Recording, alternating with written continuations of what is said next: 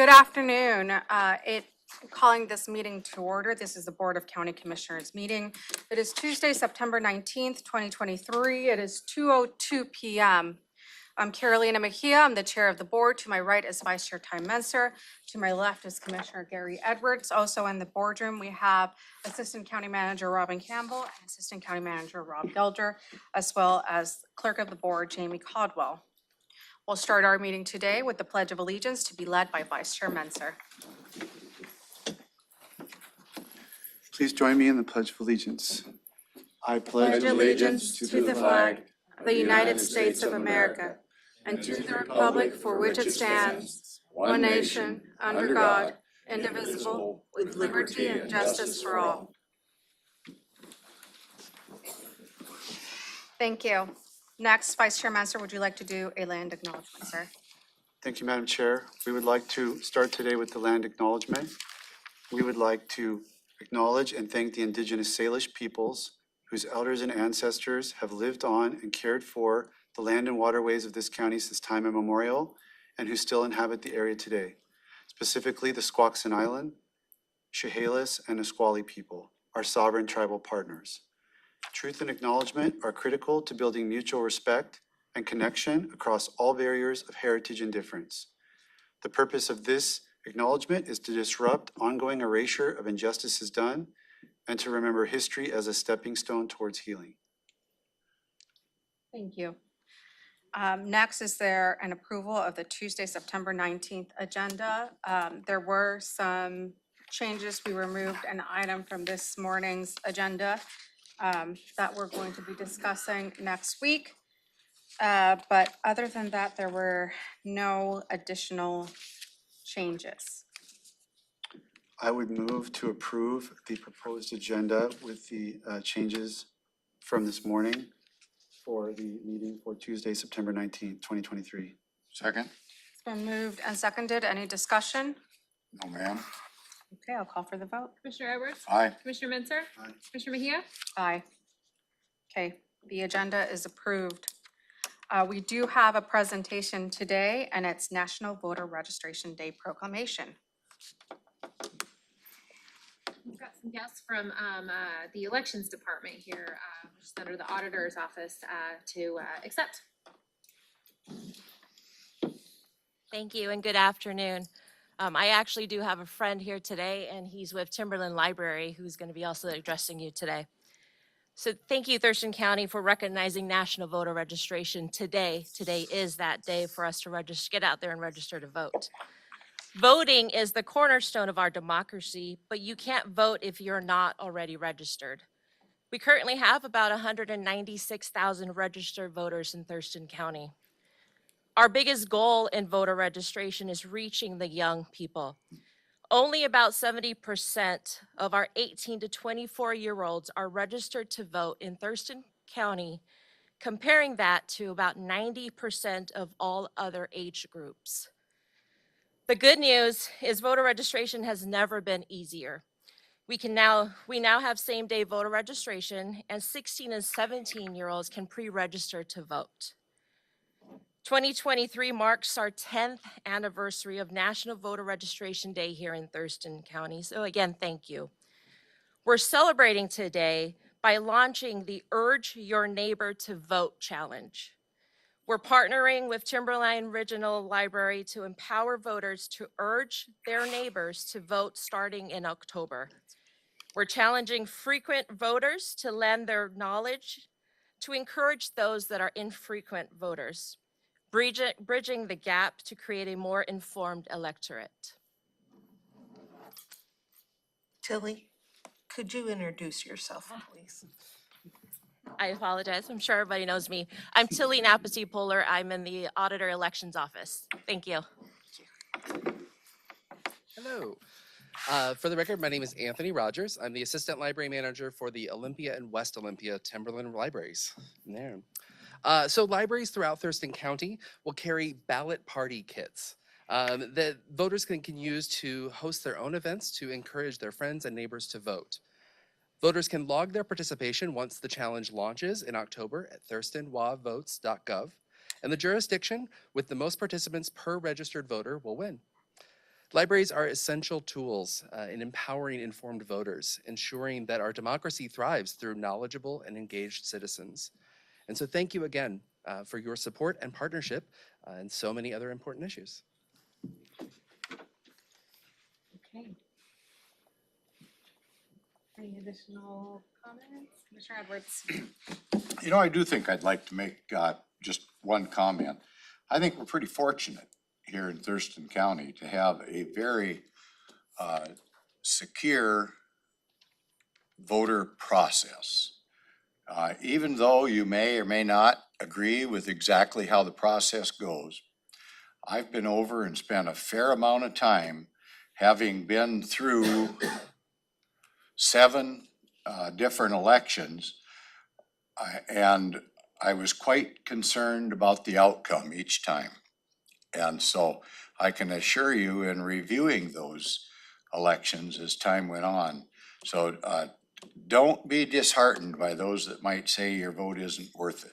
Your vote is very much worth it. And please register and turn out to vote.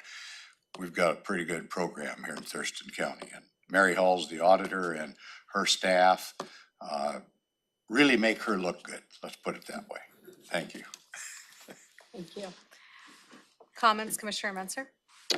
I just appreciate the effort of our auditor's office to do everything possible, and to my knowledge, they are, to expand registration and voting participation. Young people obviously is really important to get them registered, and my son kind of fell into this window because he turned 18 in last week. So he was in that category that got to vote in the primary because he will be a registered voter by the November. So I kind of forgot about that, and he didn't even see it coming, so he was very excited and surprised to get his first ballot. And so that's really cool, and I want to see those voter registration. Research I did as a college student, I studied government in college, and I don't know if this has changed. There's no reason to believe that it has. Voter registration and turnout is not a political issue, actually. It's if you do research on the political opinions of non-voters versus voters, or even non-registered to vote, they're almost mirror exactly the opinions of the electorate as a whole. So it's not a political issue really of trying to get one outcome or another. It's about civic engagement, participation, understanding. It just enhances the community overall. So it's something that I think everybody should support, regardless of your political beliefs. It's a good thing for our community. So thank you to the auditor. And I'm glad we're able to do this, support this. This is a national registration day. Thank you. And thank you to all of you. I know that when I became a citizen, registering to vote was like my top thing to be able to do. It was one of the things I was most excited to be able to do, was to vote. And since then, I've participated in several events registering people to vote. And this time I decided to go a little bit on my own, and I was surprised when I contacted the auditor's office, seeing like, how do I register people to vote? And I was given this huge swag bag by Lynette over there, and with all this amazing things, right? And just the guidelines were very clear on how you do it, what you need. So the information was very concise and clear and went out, and it was easy enough for me to be able to do it on my own. So just thank you to all of you. I've worked with many of you before, and it's always been a pleasure. You do an amazing job. And like Commissioner Edwards said, tour the ballot processing center, and you have very tight mechanisms in place. So with that, Commissioner Menser, I'm ready for a proclamation. Okay, Thurston County Proclamation, National Voter Registration Day. Whereas registering to vote empowers eligible citizens to exercise their right to vote on Election Day. And whereas Thurston County is committed to strengthening democracy by encouraging voter registration and increasing participation in all elections. And whereas civic-minded people and organizations have collaborated to establish September 19, 2023 as National Voter Registration Day. And whereas the goal for the 2023 National Voter Registration Day is to create awareness of elections and motivate eligible citizens to vote in the coming months. And whereas the strength of our democracy depends on the willingness of our citizens to participate by choosing the people who will lead us and by voicing their opinions on important matters that will come before the voters on Election Day. And whereas fewer voters participate in local odd-year elections due to the lower levels of media coverage and information about local issues and candidates. And whereas the Thurston County Urge Your Neighbors to Vote Challenge aims to encourage regular voters to reach out to their neighbors with the tools and information they need to feel informed and empowered to turn in their ballots. Now therefore be it resolved, the Board of Thurston County Commissioners hereby proclaims September 19th, 2023 as National Voter Registration Day in Thurston County and encourages all eligible county residents to register to vote when they receive their ballot, and to encourage their neighbors to vote. Adopted this 19th day of September 2023 by the Board of County Commissioners.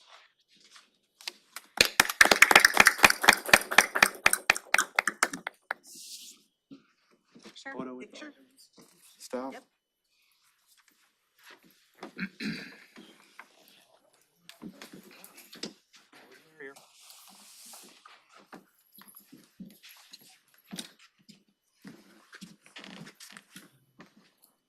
Squeeze you all in. None of you folks. Make a spot for Mary. I know she would love to be here. Like our library. Yeah, I have to do 2 layers. You want to do 2 layers?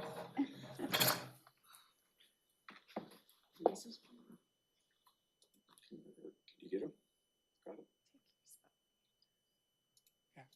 All right, everyone look at me. 3, 2, 1. Thank you. Thank you. I know that it pains Mary, she's not here at this moment, that little tiny window. She can out the plan. Thank you very much.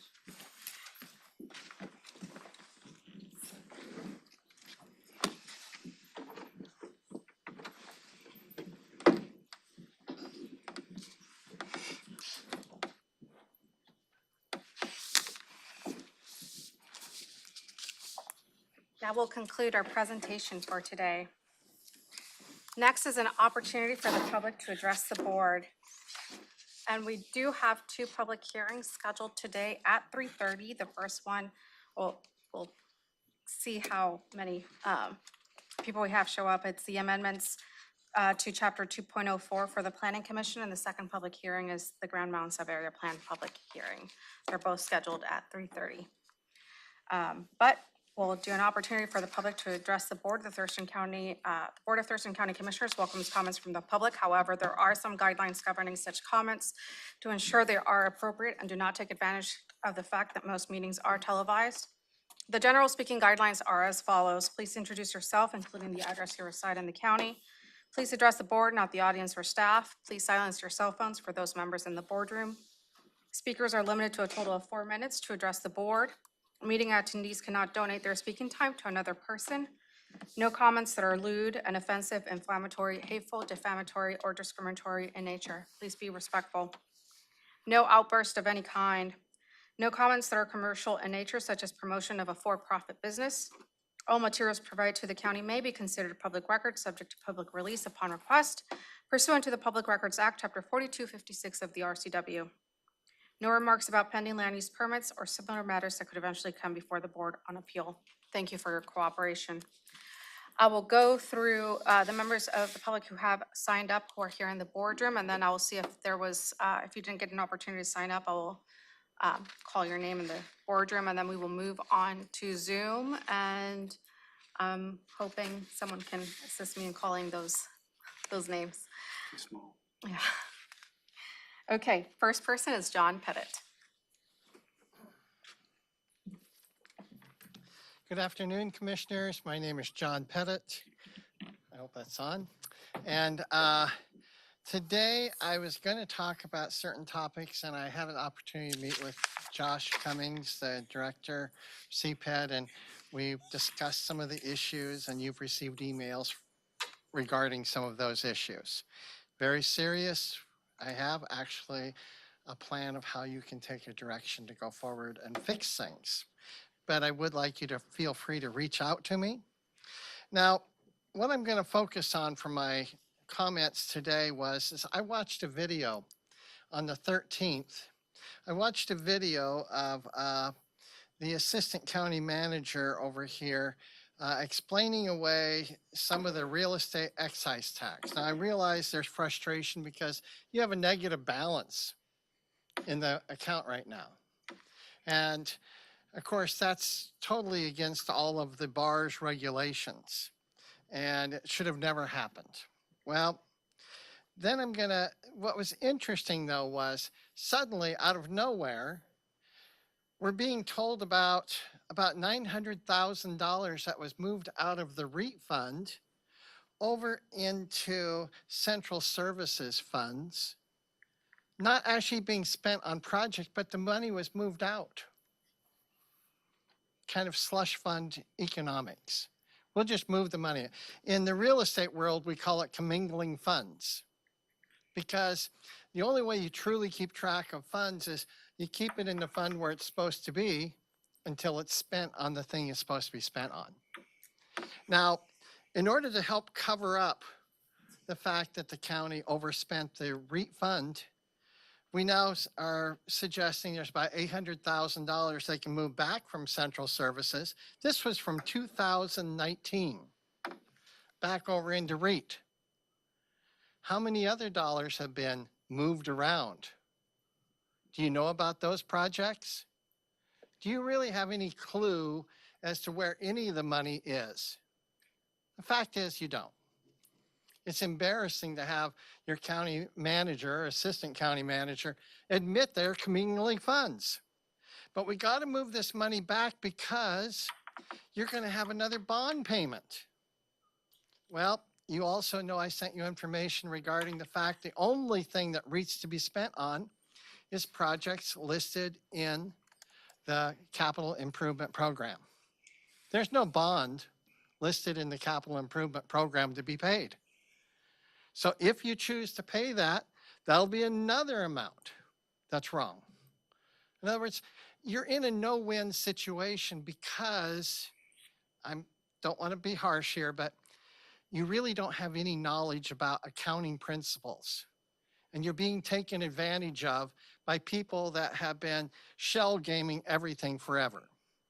Now, one other example on this chart that was presented to you, it shows how you spent $5.6 million for the Mottman complex to buy it. But guess what? It shows you paid for it again to buy it again this year. It's not accounted for as a payment for debt. It's accounted for as another purchase of property. It's right on your charts. It's another example how you get a document, you're supposed to believe it because you don't have any real personal knowledge about the principles. And blatantly, it's wrong. And people that do that to you should never be trusted. The state audit's coming, and I'm looking forward to some results. Thank you for your time. Thank you. Next is Shannon Pardee. Okay.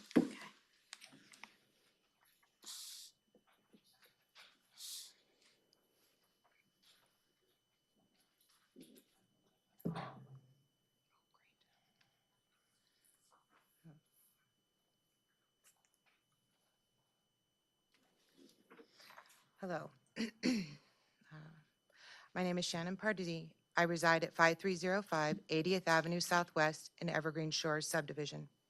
In 2007, the county issued the occupant or tenant of our neighbor's home at 8015 Green Ridge Street Southwest, directly across the street, also in the Evergreen Shores subdivision, with a stop work order concerning a massive amount of fill he put in without a permit.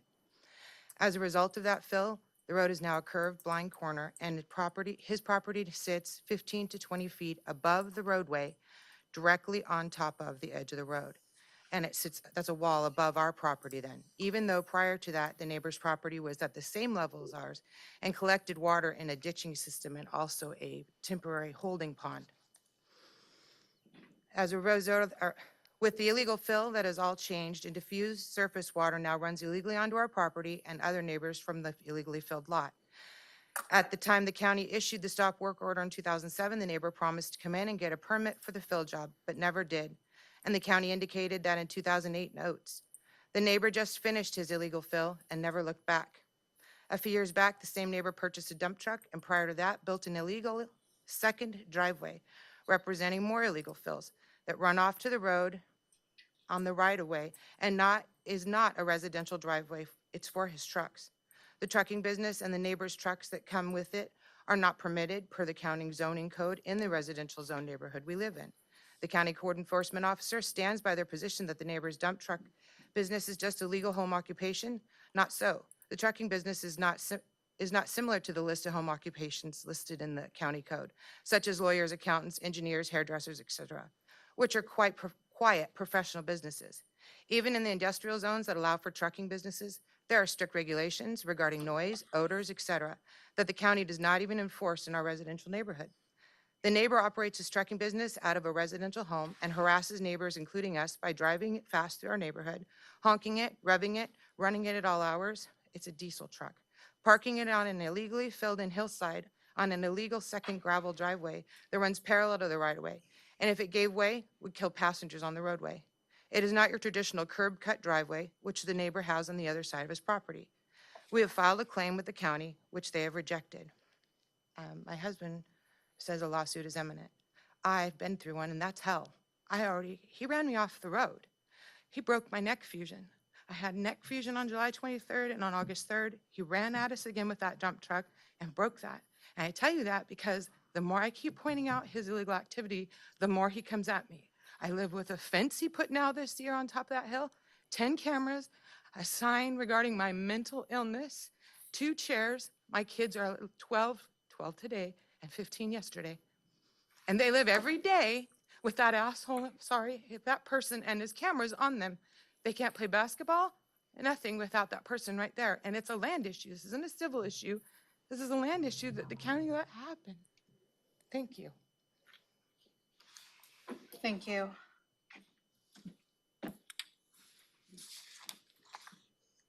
Next is 20. Oh, Jerry Fugic. I'm sorry, I was trying to read the handwriting. No, oh, Frank first, okay. Go ahead, Frank. Thanks.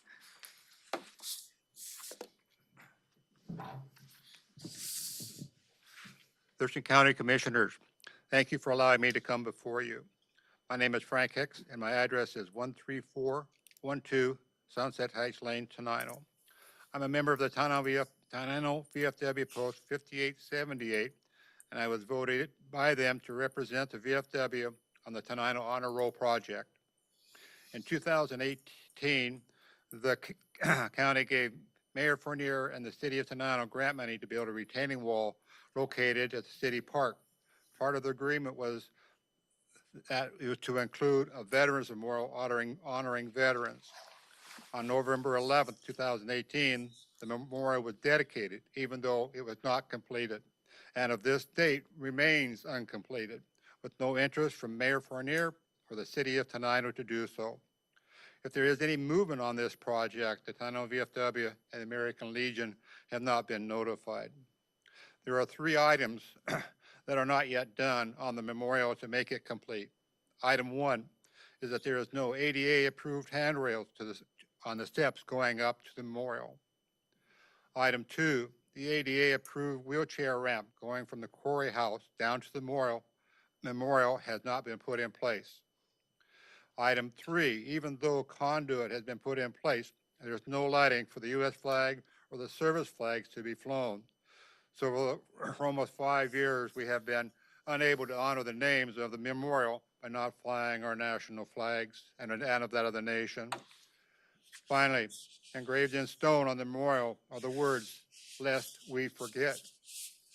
So we ask the county commissioners to look at finding finances to complete the work on the memorial and work with the city of Tenino to finish the memorial and honor the veterans that are represented on the memorial. Thank you. Thank you. Next, Jerry. Good afternoon, Commissioners. I'm Jerry Fugik. Address 17201 Lake Point Drive, Yelm, Washington. I was assigned by the Department of Washington Veterans of Foreign Wars to observe what was going on in Tenino relative to veterans memorials, etc. I have personally gone down and looked at what the local VFW post is trying to do. They're not getting support from the city. And Mayor of Tenino said, well, the retaining walls got all kinds of pictures about veterans. I spent 25 years in the Navy, and the only time I seen was school call out in the middle of the ocean boat, some gal in a little bathing suit diving into the pond is not about veterans. And neither are any of the other pictures that are depicted on that retaining wall that's supposed to be about veterans. But I think it needs to be taken care of. There is no deals for handicapped people at all to visit that area. It is inappropriate that there is no lights for the American flag. Too many of our fellow Americans gave their last full measure for our country, and yet it is ignored by the city of Tenino. Thank you. Thank you. Next is Trudy.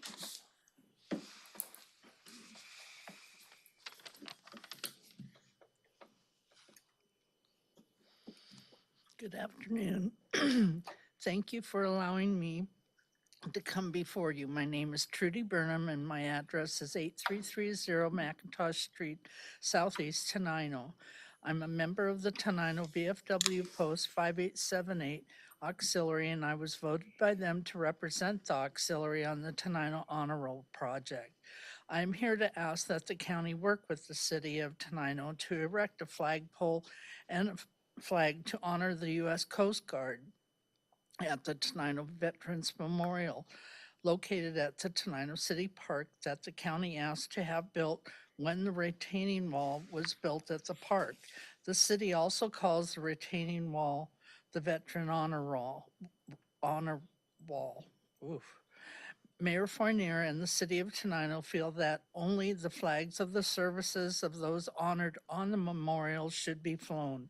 Both the Tenino VFW and Tenino American Legion adamantly disagree with this decision, as we feel that when you say veteran, the Coast Guard is included. Both the Tenino VFW and American Legion are willing to pay for and install the flag and flagpole if given permission from the county and city. None of this honored on the memorial in the Air Force, but their flag is flown. There are those on the memorial that served in the Army Air Force during World War II. To keep the symmetry of the memorial at the park, we ask that the flag and the flagpole be erected to honor the Space Force at the memorial also. Thank you. Thank you. Next is Aslin.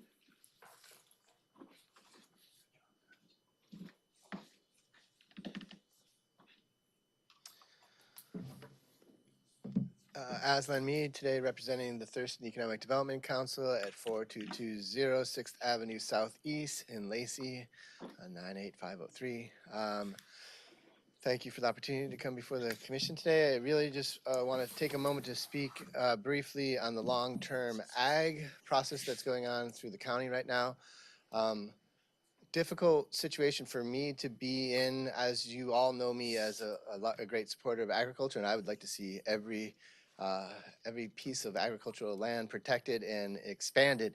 But there is a real concern among landowners, and so we from the EDC do just want to encourage you all to take every effort to listen and to provide every form of input possible from the landowners that have concerns about, a zoning that could devalue their property. In this urging to you, do urge that it goes before a public hearing, and that, it seems like the process has been stuck. And even if it wasn't about the zoning piece, the coding and land use piece, we'd very much like to see go before a public hearing and get unstuck, because within that is things that that we personally care greatly about, like the meat processing that we've been working on for the last 3 years, agritourism businesses, that there is a great impact on small business, that those codes need to be updated and move forward. And if they're not done so soon, it could be another year before they were moved forward. And so for the sake of small agricultural businesses that are very important to our economic ecosystem in the community, we would like to see those move forward as well. So just an urging to listen to our landowners, to take into consideration the concerns that they have, and an urging to move forward to get this on a public hearing. I do have a letter from my boss, Michael Cade, and I will present that to the chair. Oh, that way. County manager will get it to the board.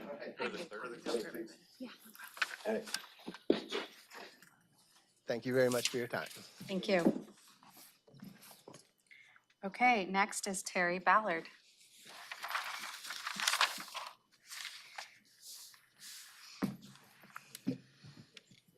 Good afternoon, Commissioners. My name's Terry Ballard, and again, I spent 35 years in the military and 22 in senior leadership.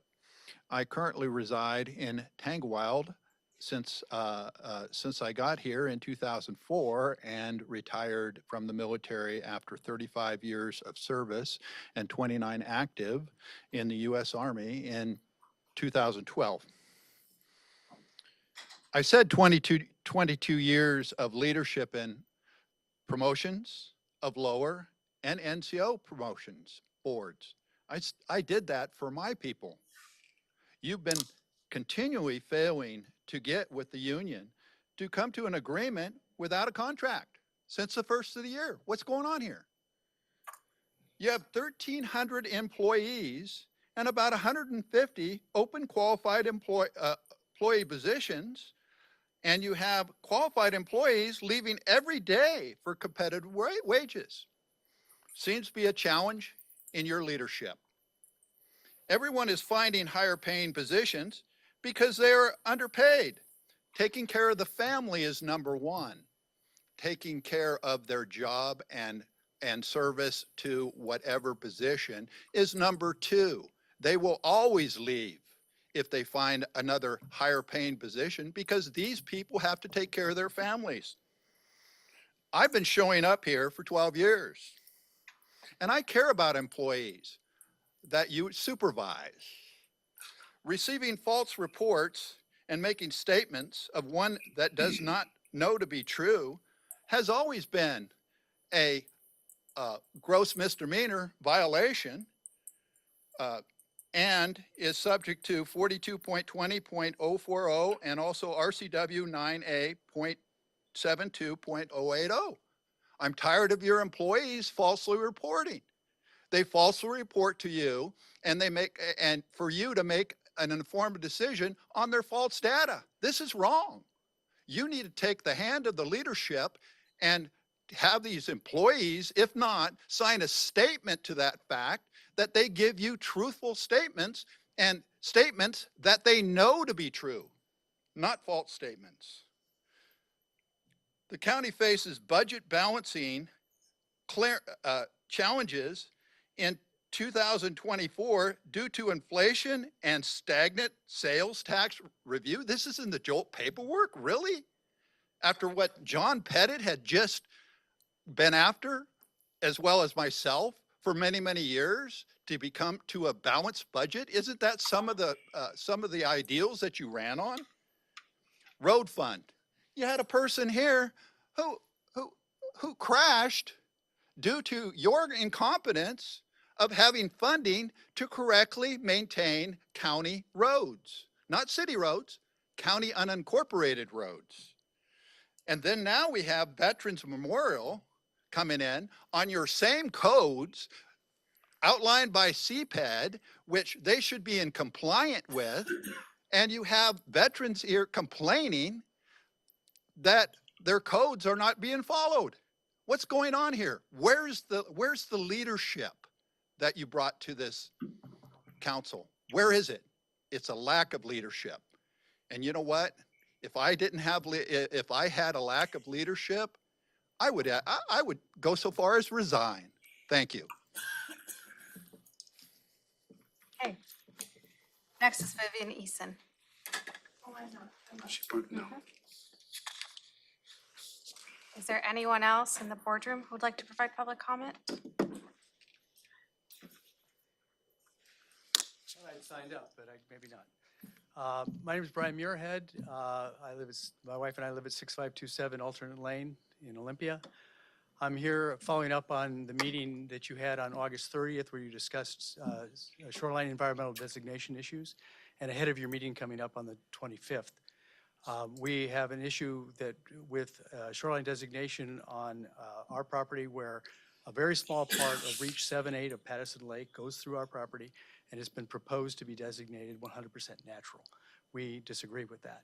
I've been following the process here for a couple of years now.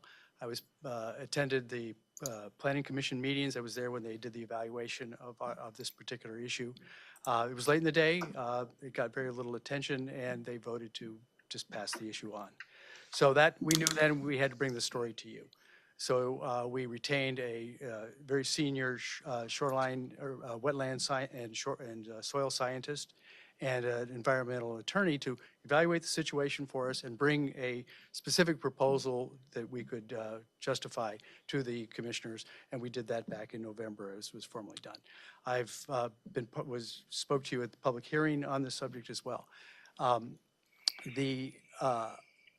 So what the basic issue was and what the evaluation was is that the natural designation is inappropriate based on the Shoreline Management Act and SMP, the Ecology SMP guidelines.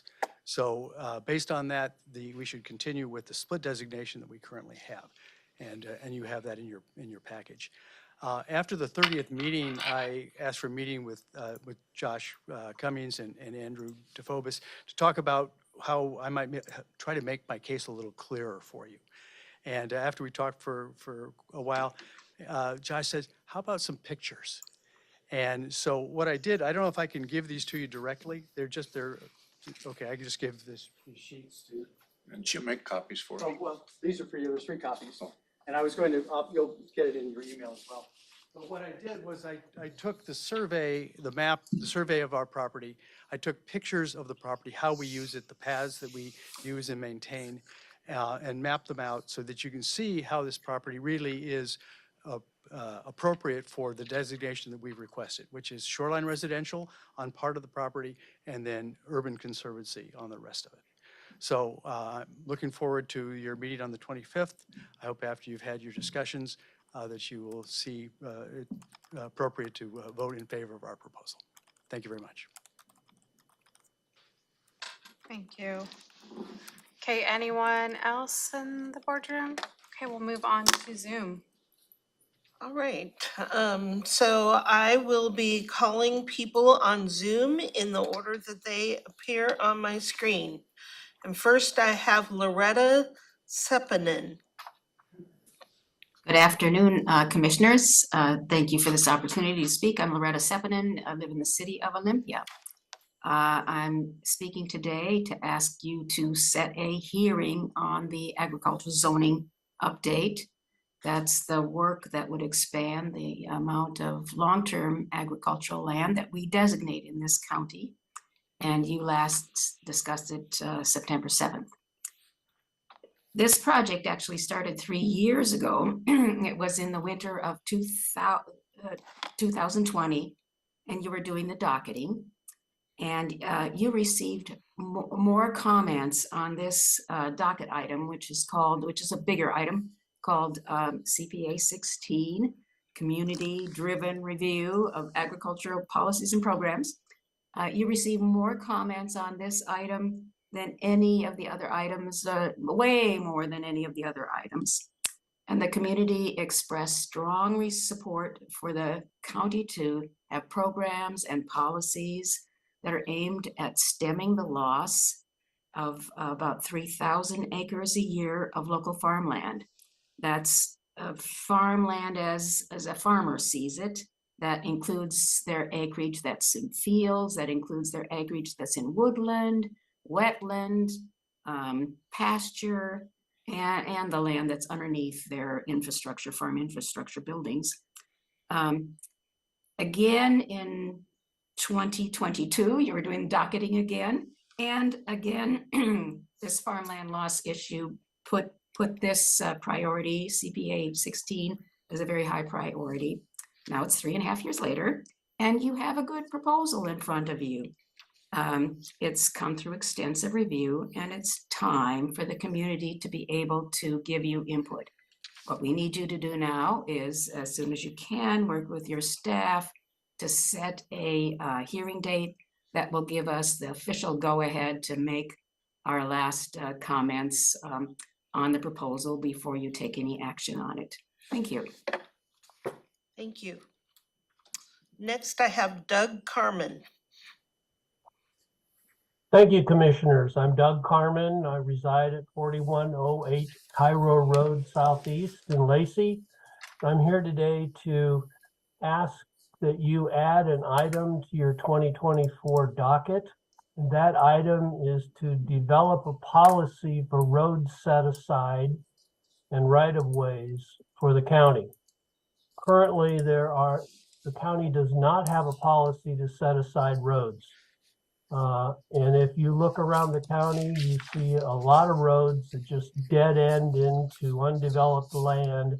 And then as the land is developed, the road extensions are just inadequate for through traffic. We need a plan to know what roads east and west, north and south are going to be main roads in the future. And without that long-term planning, we end up with inadequate roads. When I was an acting planning commissioner working on the comp plan, as well as the joint city county plans and the capital improvement plans, I asked the question as to get a copy of our set-aside program.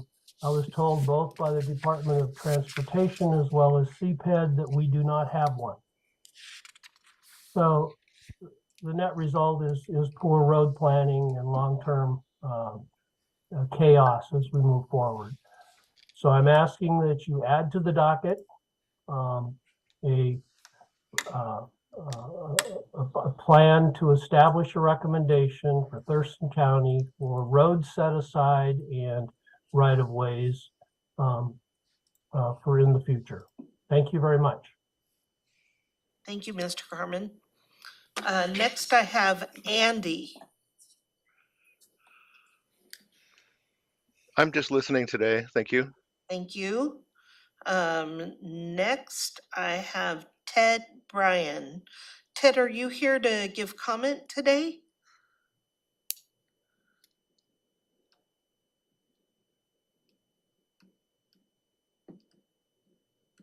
Nope.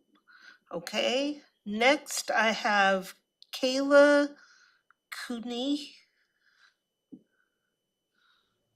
I'm just viewing the meeting, thank you. Thank you, Kayla. And next, I have Kate Gu.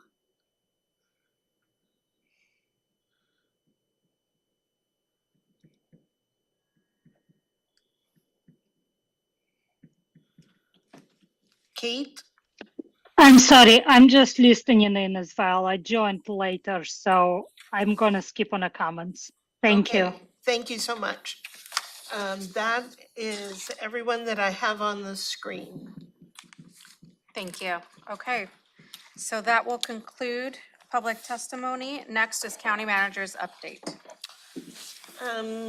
This afternoon, I am pleased to report that we've heard that the Area Agency on Aging has found a location for their durable medical equipment bank, if you will. It will be opening soon. We don't have an exact address yet, but we know that it's going to be on Lily Road. So as soon as we get an address, we will announce that.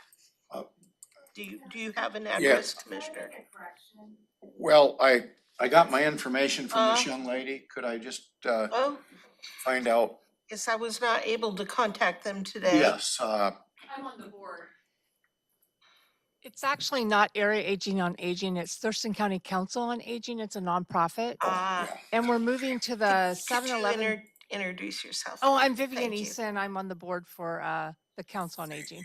The Medical Equipment Board is still moving. We need volunteers really bad to help move because we're all old.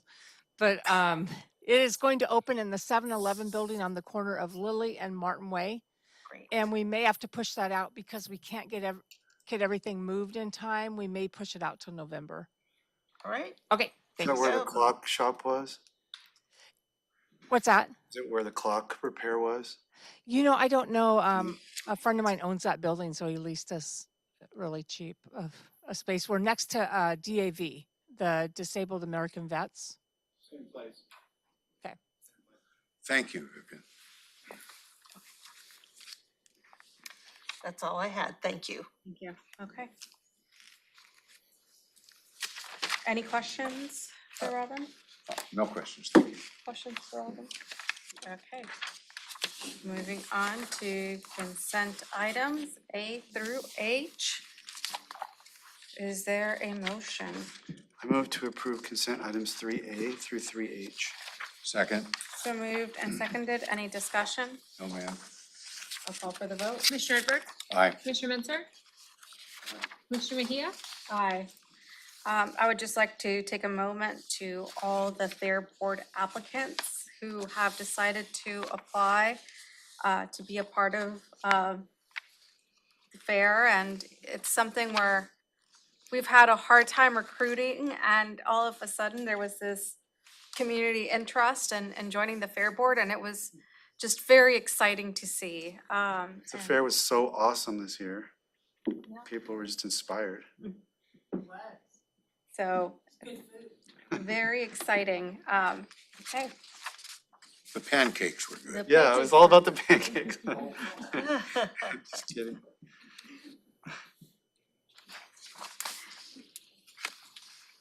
Okay. Department items, we only have one from Public Works, item 4A.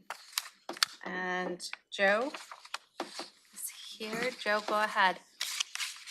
Good afternoon, Commissioners. Joe Plahuta here, Senior Water Resource Engineer with Thurston County Public Works.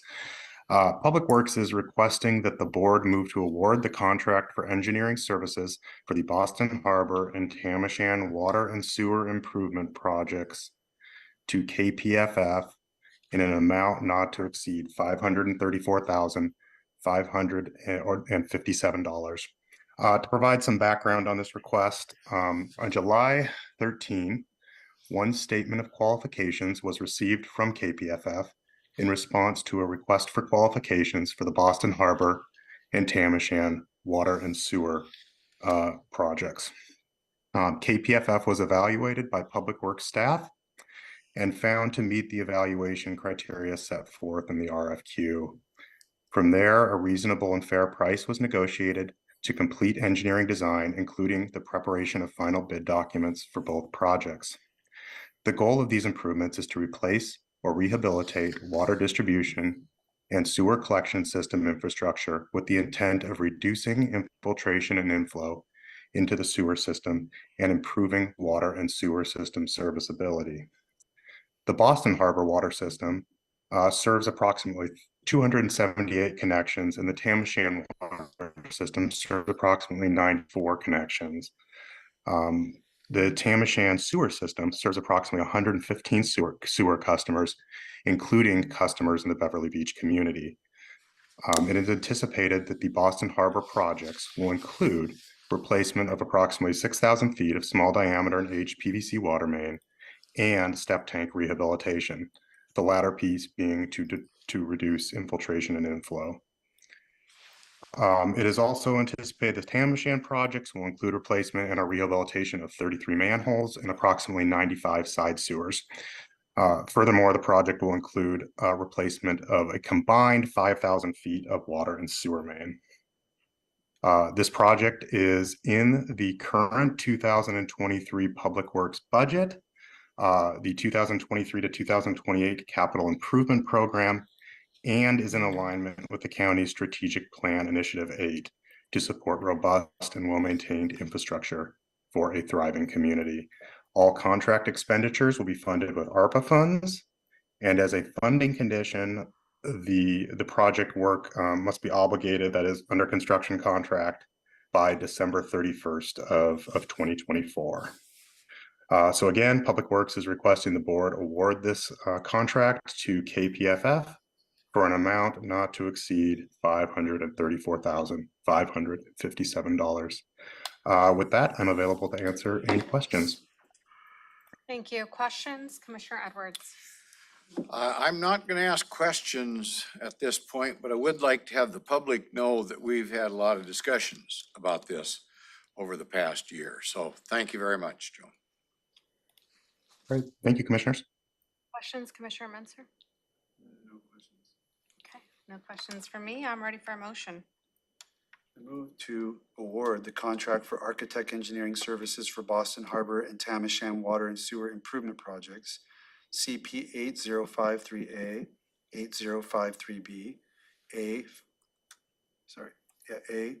let me start over. CP A053A, A053B, A511A, and A511B to KPFF Inc. of Lacey, Washington, for an amount not to exceed $534,557, and to authorize the Director of Public Works to execute the contract and any change orders due to unforeseen conditions only, not for changes in scope, up to 10% of the contract, $53,456, or an aggregate of $588,013. Second. It's been moved and seconded. Any discussion? No, ma'am. I'll call for the vote. Commissioner Edwards? Aye. Commissioner Menzer?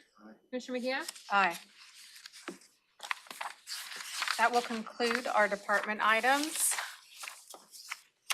Next, we will go through our standing items. First, commissioners will report on board work sessions and assigned committee meetings, providing updates on actions taken as well as upcoming issues. Commissioner Edwards, we will start with you, sir. Most of the last week was spent giving me a headache with a lot of numbers on budgetary issues. And for those in the community that are interested, it's always available on YouTube if you want to see what I'm talking about. So encourage your review of that. And if it doesn't give you a headache, then you're doing better than I am by the time it's all done. And attended the steady presentation and presented on the public safety initiative down there. Also, I got the benefit of being the speaker at the Yelm Cemetery, as the Yelm Cemetery received a historic register plaque at the national level. And my seatmates were there with me, and the benefit I had was my family's been there since the property was donated in 1880, somewhere in 1881. Yeah. And so that was kind of fun to be a descendant of the folks that donated that cemetery to the community, and that was James Longmire.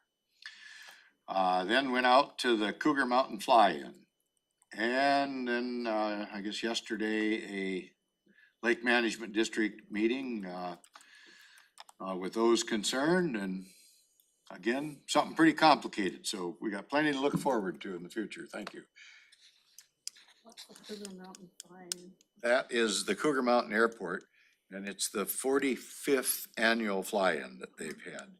And really what it consists of is those flying enthusiasts bring their planes in and park them, and some that have gone beyond flying, maybe to driving without a medical proper evaluation. Sometimes you can't fly.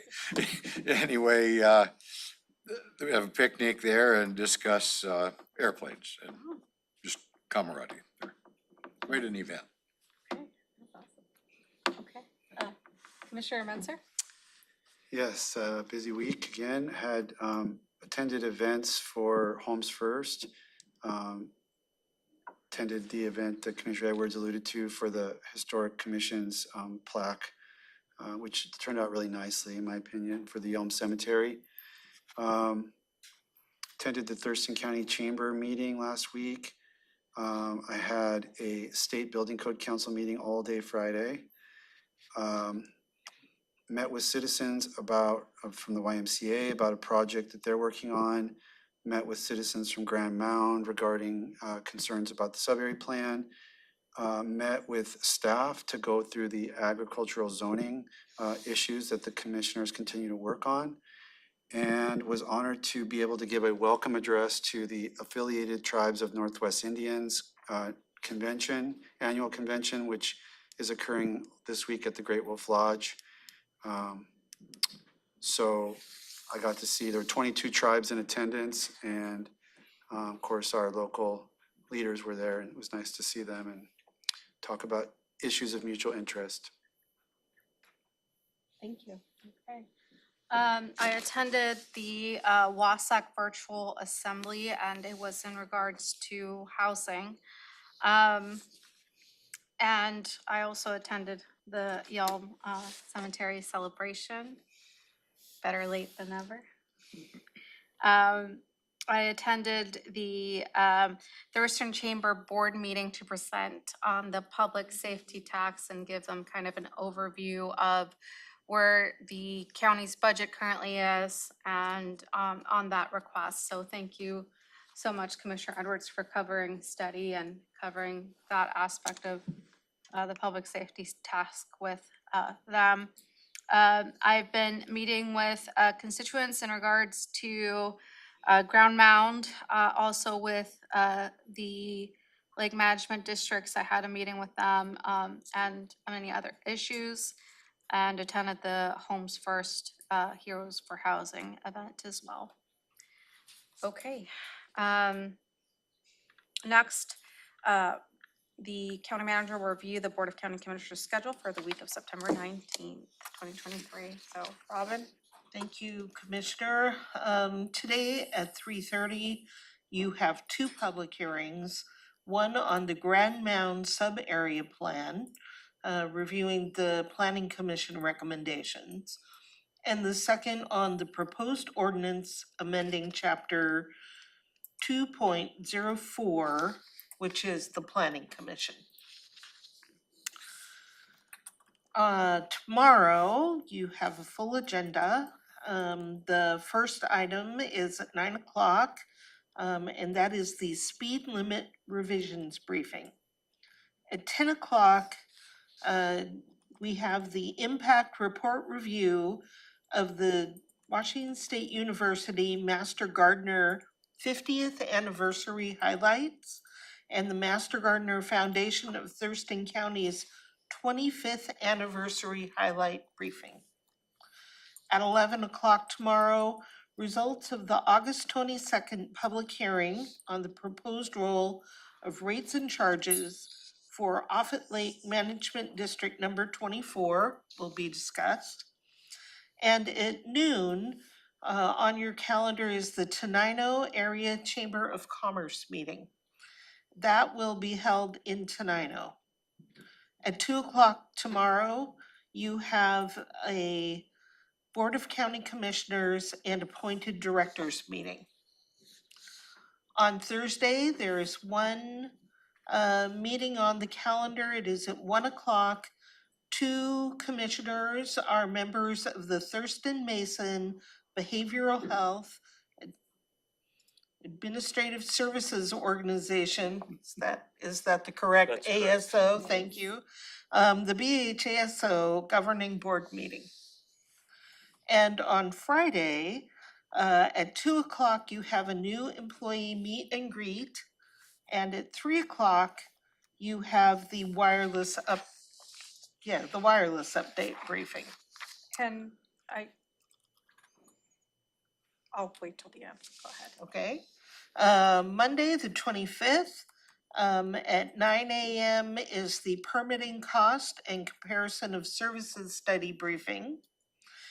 At noon, there are 3 meetings on the master calendar. I will call all 3 of them out. but the most likely one is the follow-up to the public hearing on the Shoreline Master Plan. That is at noon on Monday. Other items at noon Monday on the calendar are the Kiwanis meeting at Tugboat Annie's and the WASAC, that is the Washington State Association of Counties meeting. It is a statewide meeting on Zoom. At 2 o'clock on Monday, you have the Lake Management District Status Update Briefing. And at 2:30, the public hearing follow-up briefing on today's Grand Mound Sub-Area Plan public hearing. At 3 o'clock on Monday is the DNR Collaborative Management meeting. And at 4 o'clock on Monday, a Superior Court update. And rounding out Monday, a very full day, at 4:30 is the policy for publicly available electric vehicles. So Monday's a full day, and then Tuesday, we begin again at 9:15 with agenda setting. And that's your calendar. Questions about items on it? Thank you. Yeah, I do, but I did have a question that, BNR, I think it was on Monday, what? Which one? Yeah, I think it was on Monday. I want to say you referred to it as BNR. Oh, Meeting we I'm discussed sorry. this morning. It's Department of Natural Resources, DNR. DNR. Okay, sorry. My apologies Got it. for the Thank you. acronym. I do try to No, that's fine. say I them ju- I out just and not just didn't use hear it right. acronyms, but I Thank you. missed that one. questions? Okay, per the discussion this morning, the meeting for the public hearing follow-up for the Grand Mound will be extended to an hour.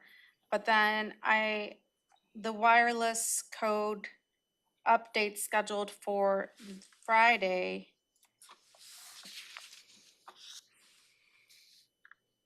Update briefing, that will require, I believe, the 3 commissioners.